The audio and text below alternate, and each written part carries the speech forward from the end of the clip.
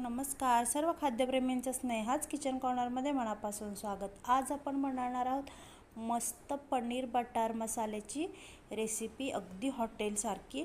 त्यासाठी मी अर्धा किलो पनीर घेतलेलं आहे, ते छान क्यूबमध्ये कापून घेतलेलं आहे आणि 2 कांदे आणि लाल बुंद असे पिकलेले टोमॅटो घेतलेले आहेत, अद्रक लसूण घेतलेले आहे, ते छान मी तव्यावर भाजून घेते आणि 2 चमचे मगज बी घातलेले आहेत भिजायला आणि एक मूठभर काजू आहेत।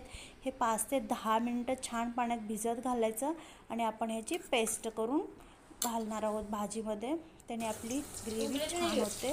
तर मी कढई ठेवलेली आहे, त्यात 1 चमचा बटर घातलेला आहे आणि 1 चमचा तूप घातलेलं आहे। त्यामध्ये आपण थोडंसं पनीर आहे ते छान शॅलो फ्राय करून घ्यायचं।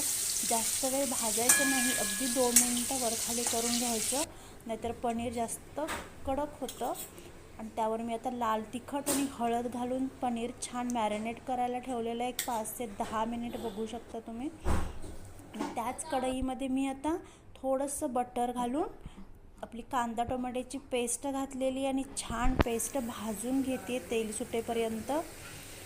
पेस्ट लगेच भाजली जाते आणि ही आपली काजू आणि मगजबीची ही पेस्ट तयार आहे, तुम्ही बघू शकता।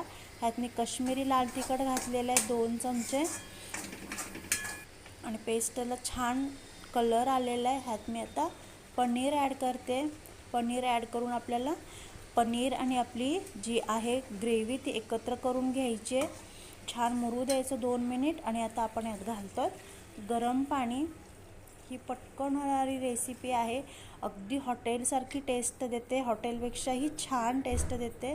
ह्यात मी हातावर क्रश केलेली कसुरी मेथी घातलेली आहे, कसुरी मेथी तुम्ही नक्की घाला, त्याने खूप भाजीची टेस्ट एनहान्स होते।